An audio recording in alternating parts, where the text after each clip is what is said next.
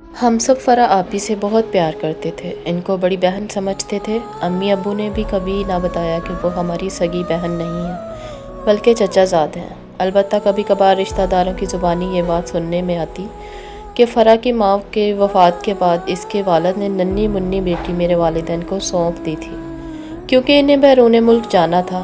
فرح آپا سنجیدہ طبیعت کی تھی اور میں اول فول باتیں کر کے ان کا دماغ چاٹ جاتی تھی۔ آپا بیچاری کو گھر کا کام کاج کرنا ہوتا تھا، جب کام سے فارغ ہوتی تو کتابیں لے کر بیٹھ جاتی۔ وہ ان دنوں میٹرک کی تیاری کر رہی تھی۔ میں نے بھی جوں تو میٹرک کر کے قریبی کالج میں داخلہ لے لیا۔ کالج میں میری دو نئی سہیلیاں بن گئیں، سائمہ اور اشما۔ یہ دونوں آپس میں کزن تھیں اور ان کا مکان ہمارے گھر سے کچھ فاصلے پر تھا۔ یہ دونوں میری ہم مزاج تھیں، تبھی دوستی ہو گئی تھی۔ ایک دن کا ذکر ہے، ہم تینوں کالج سے گھر کو لوٹ رہی تھیں۔ ہم نے دیکھا کہ کوئی منچلا ہمارے پیچھے چلا آ رہا ہے۔ یہ مولوی صاحب کا کبڑا بیٹا محسن تھا۔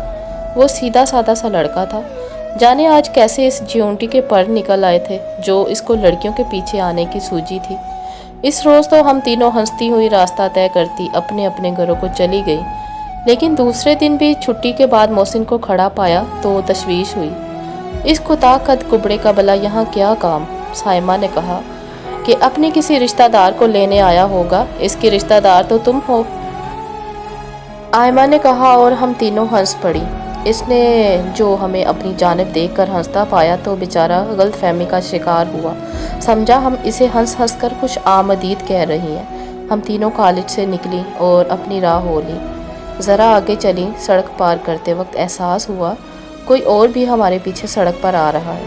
مجھ کو تپ چڑھی، جی چاہا جوتا اتار کر ٹھکائی کر ڈالوں، لیکن پھر سوچا کہ میں اس کی ماں سے شکایت کروں گی۔ مولوی صاحب کی بیوی خالہ اچھی ہمارے گھر آتی ہیں۔ اگلے روز اتفاق سے خالہ آ گئی، مگر میں ان کے بولے بالے اور اکلوتے صاحبزادے کی شکایت نہ کر سکی۔ کیسے کرتی شکایت؟ امی کہتی مجھے بتایا ہوتا، اور امی کو بتانے کا مطلب تھا بات بڑھانا۔ یوں مسئلہ حل نہ ہوا اور وہ تعاقب میں دل و جان سے جٹا رہا۔ اسے دیکھ کر ہماری ہنسی نکلتی تو وہ سمجھتا ہم اس کے کرتوت پر بہت خوش ہیں۔ وہ روزانہ کالج سے گھر تک پیچھا کرنے لگا۔ اب ہم تینوں نے سر جوڑ کر سوچا کہ اس سے کیسے پیچھا چھڑایا جائے۔ کسی نے کچھ کہا اور کسی نے کوئی صلاح دی، لیکن میرے ذہن میں ایک انوکھی ترکیب آئی۔ اس سودائی کو اسی کے سودے سے مارو، ایسے کہ اس پر یہ ظاہر کرو کہ ہم تم پہ مرتے ہیں۔ یوں خوب بے وقوف بناؤ، جب مجنوں ہو جائے تو اسے دھتکار دو۔ میری تجویز سے آخر کار سہیلیوں نے اتفاق کیا۔ غور ہوا کہ اس بولے مجنوں کو دام میں کیسے لایا جائے جسے کپڑے پہننے تک کا سلیقہ نہ تھا۔ ہم نے کہا کہ ہم خط لکھ کر اس کے سامنے گرا دیتے ہیں، دوڑ کر اٹھا لے گا، اس کے بعد دیکھنا۔ خط میں نے لکھا جس میں تحریر تھا، محسن صاحب آپ ہم کو بہت اچھے لگتے ہیں، مگر روزانہ سڑک پر ہمارے پیچھے پیچھے چلنا ٹھیک نہیں۔ اگر ہم میں سے کسی کے ابا جان نے دیکھ لیا یا آپ کے والد نے تو آپ کی خیر نہ ہوگی۔ اگر ہم سے کچھ کہنا ہے تو پارک میں آج شام 5 بجے سے 8 بجے تک ہم آپ کا انتظار کریں گے۔ میں نے ہم تینوں کے نام کا پہلا حرف بھی لکھ دیا۔ اگلے دن وہ ہمارے پیچھے کوے کی چال چلا تو ہم ہنس اپنی چال بھی بھول گئے اور وہ خط اس کو پکڑا کر تیز تیز فٹ پاتھ پر ہو لی۔ 2-4 قدم چل کر میں نے پیچھے مڑ کر دیکھا، محسن صاحب خط کھول کر پڑھ رہے تھے۔ شکر ہے ترکیب کارگر رہی۔ اگلے دن وہ ہمارے پیچھے نہیں آیا، اس کا مطلب کل وہ صحرا پارک گیا اور رات 8 بجے تک ہمارے انتظار میں سوکھتا رہا۔ ایک دن بمشکل گزرا، اگلے روز وہ پھر پیچھے آ رہا تھا۔ ہماری آواز اسے صاف سنائی دے رہی تھی۔ تبھی ہم نے ایک زبان ہو کر کہا، آج تو اس کے باپ مولوی صاحب کو کہیں گے اسے مزہ چکھائیں۔ یہ سن کر اس کے ماتھے پر پسینہ آ گیا۔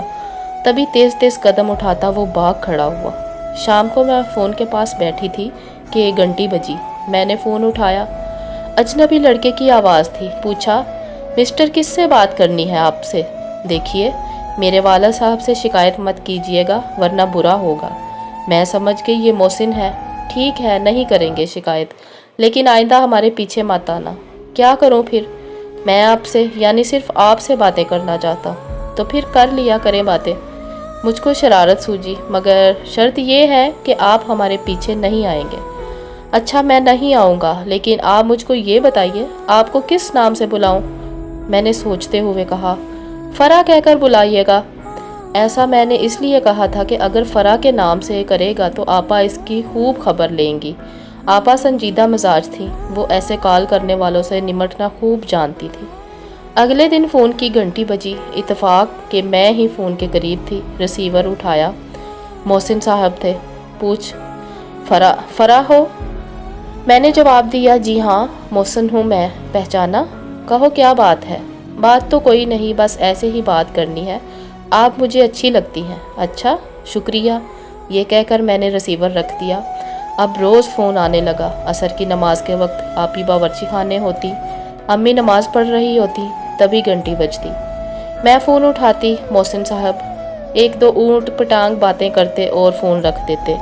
مجھے بھی مزہ آنے لگا، اس کو بے وقوف بنانے لگی۔ سوچا دو چار باتیں کرنے سے میرا کیا جاتا ہے، لیکن وہ مذاق جن کو ہم معمولی سمجھتے ہیں کبھی کبھی سنگین صورت بھی اختیار کر لیتے ہیں۔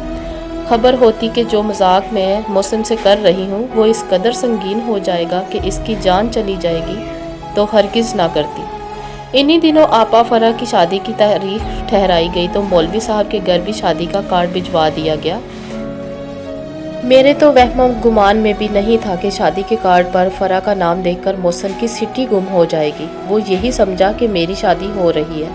اس نے بکھلا کر مجھے فون کیا، پہلے امی پھر ابو نے فون اٹھایا۔ اس نے آواز سن کر بات نہیں کی۔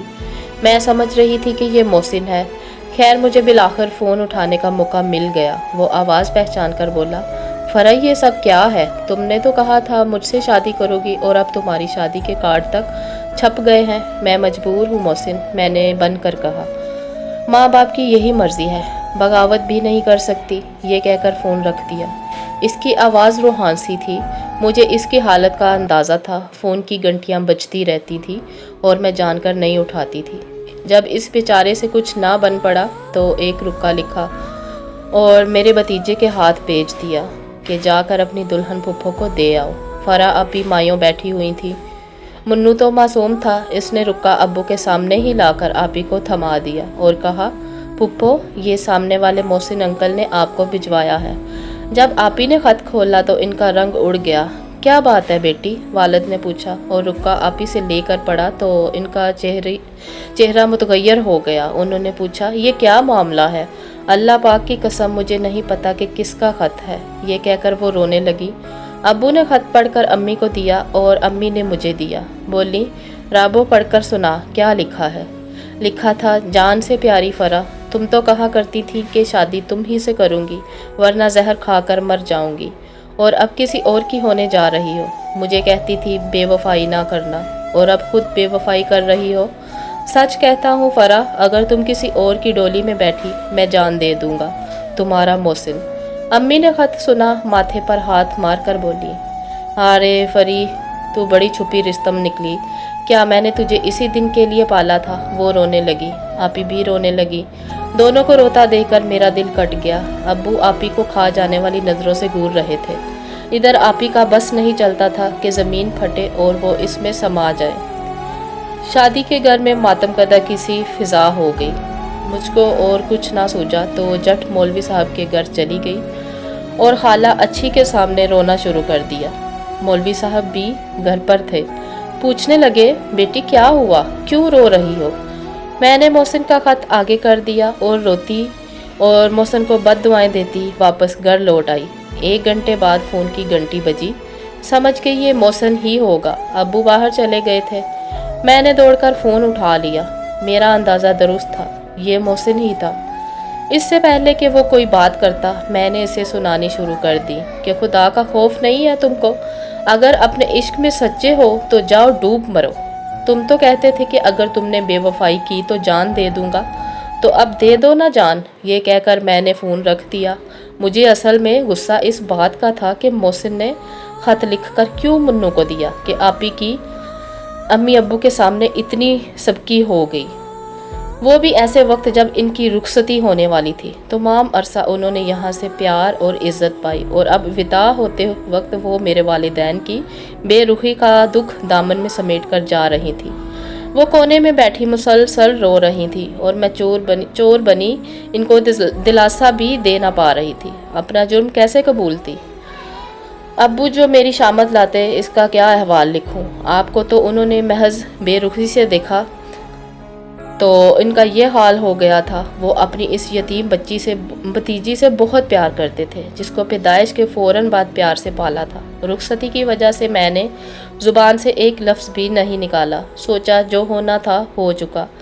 آپ ہی کل رخصت ہو جائیں گی، میں محسن سے کوئی ناطہ نہیں رکھوں گی اور یہ کہانی آپ ہی اب اختتام پذیر ہو جائے گی۔ مجھے کیا خبر تھی کہ دل کی لگی کیا ہوتی ہے اور سچے عاشق کیا کر گزرتے ہیں؟ کیا جانتی تھی کہ آئندہ کیا ہونے والا ہے؟ کاش مجھے اتنی عقل ہوتی تو میں محسن کو اصل بات بتا دیتی کہ فرح میں نہیں، میری آپی ہیں۔ کم از کم محسن کی جان تو نہ جاتی۔ مولوی صاحب بیچارے کو بڑھاپے میں اکلوتی اولاد کی موت کا دکھ نہ سہنا پڑتا۔ آپی کی شادی والے دن جب ہمارے گھر میں ہر طرف خوشیاں بکھری ہوئی تھی، محسن کپڑے نے ایک بار پھر ہماری خوشیوں پر پانی پھیر دیا۔ میں اپنی سہیلیوں کے ساتھ بارات کا استقبال کرنے کی تیاری کر رہی تھی۔ اچانک گلی میں شور سنائی دیا کہ مولوی صاحب کے لڑکے کی موت ہو گئی ہے۔ ہمارے گھر میں بارات آ گئی۔ ہم اپنی میں پڑ چکے تھے، لیکن میرا دل رو رہا تھا کیونکہ مجھ منحوس کی وجہ سے ہی تو ان کے گھر کا اکلوتا چراغ بجھ گیا تھا۔ کاش میں ہوش کے ناخن لیتی تو وہ جان سے نہ گزرتا۔ اس واقعہ کے بعد مجھے ہوش آ گیا اور میں نے لاابالی پن کو ہمیشہ کے لیے خیر باد کہہ دیا اور ایک سنجیدہ اور متین لڑکی بن گئی۔ اب تو بڑھاپے میں قدم رکھ چکی ہوں، مگر محسن کا غم آج بھی دل میں ہے۔ اس معصوم انسان کو میں کبھی نہیں بھلا سکتی۔ مزید اچھی ویڈیوز دیکھنے کے لیے اور انٹرسٹنگ سٹوریز سننے کے لیے میرے چینل کو پلیز سبسکرائب کیجئے، لائک کیجئے اور شیئر کیجئے۔